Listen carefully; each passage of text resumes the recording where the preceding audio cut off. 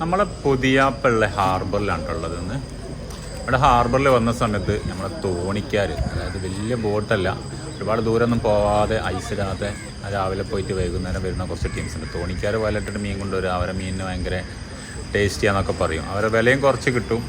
അതേപോലെ ഐസിടാതെ നമ്മളെ ഫ്രഷ് മീൻ വാങ്ങിച്ച് പോരും ചെയ്യട്ടോ. ബോട്ടിലൊക്കെ വരുമ്പോൾ പറഞ്ഞാൽ ബൾക്കായിട്ടല്ല സാധനം വരിക.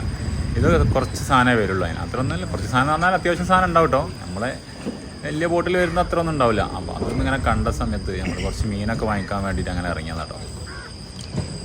അപ്പോൾ ഇതാ പുതിയൊരു ബോട്ട്, ഇങ്ങനെ ബോട്ടല്ല ചെറിയ തോണി വരുന്നുണ്ട് കേട്ടോ. അവർ പിടുത്തൊക്കെ കഴിഞ്ഞിട്ട് അങ്ങനെ ഇറങ്ങിയതാണ്. വൈകുന്നേരം ഏകദേശം ഒരു 6-6:30 മണിയായിട്ടുണ്ട് നമ്മൾ അവിടെ എത്തുന്ന സമയത്തിൻ്റെ സമയം.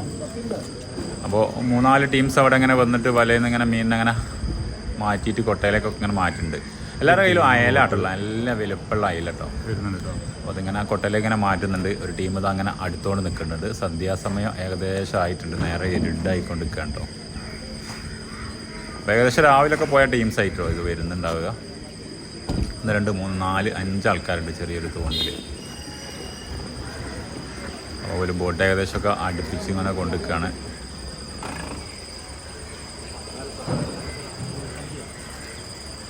കുറേ അടിയിലേക്ക് കണ്ട മീനെ കാണണ്ട. നല്ലോണം ഒരുപാട് മീനുണ്ട്, അത്യാവശ്യം മീനുണ്ടാവും. എനിക്ക് തോന്നി 100 കിലോ 150 കിലോ പോലൊക്കെ മീനുണ്ടാവും ഓരോരോ തോണിയിലും. എല്ലാവരുടെ കയ്യിലും നല്ല അയിലാട്ടുള്ളത്, നല്ല വലുപ്പമുള്ള ഏകദേശം നല്ല സൈസ് അയിലാണ് കേട്ടോ.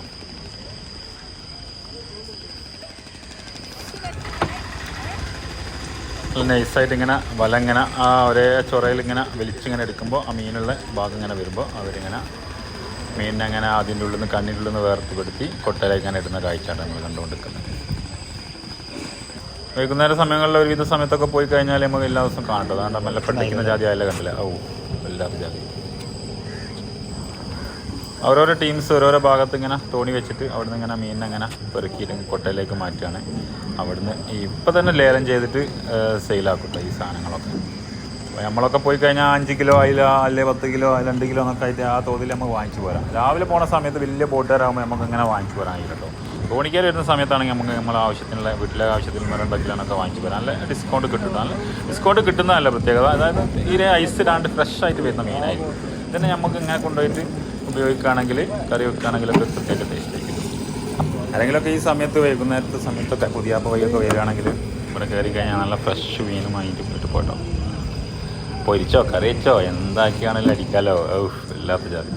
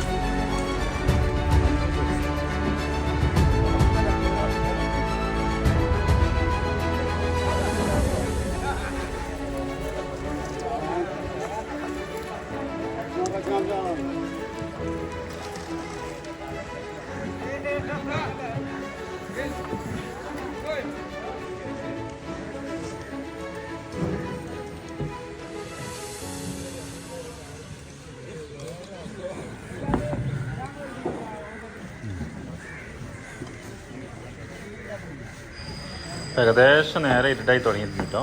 നിങ്ങൾ കാണുന്നുണ്ടാവും ലൈറ്റൊക്കെ പോകുന്നുണ്ട്. അപ്പോൾ ഈ വഴിക്ക് വരുന്ന ആൾക്കാരൊക്കെ മറക്കാണ്ട് ഇവിടെ കയറിയിട്ട് മീനൊക്കെ വാങ്ങിയിട്ട് പോവുക. കൂടെ നമ്മളെ ചാനലൊന്ന് സബ്സ്ക്രൈബ് ചെയ്യുകയും നമ്മളെ വീഡിയോ ഒക്കെ ലൈക്ക് ചെയ്യുക, ഷെയർ ചെയ്യുകയൊക്കെ ചെയ്യാൻ മറക്കണ്ട കേട്ടോ. അപ്പോൾ വീണ്ടും ഒരു കിടുക്കാച്ചി വീഡിയോ ആയിട്ട് കാണുന്നവരെ നമ്മളൊന്ന് പോയിട്ട് വരാം കേട്ടോ. അപ്പോൾ എങ്ങനെയാ പോലെ ഓക്കെ ബായ്. അടുത്ത ടീം ഇതാ മീൻ പിടിക്കാൻ വേണ്ടി പോകുന്നുണ്ട് കേട്ടോ.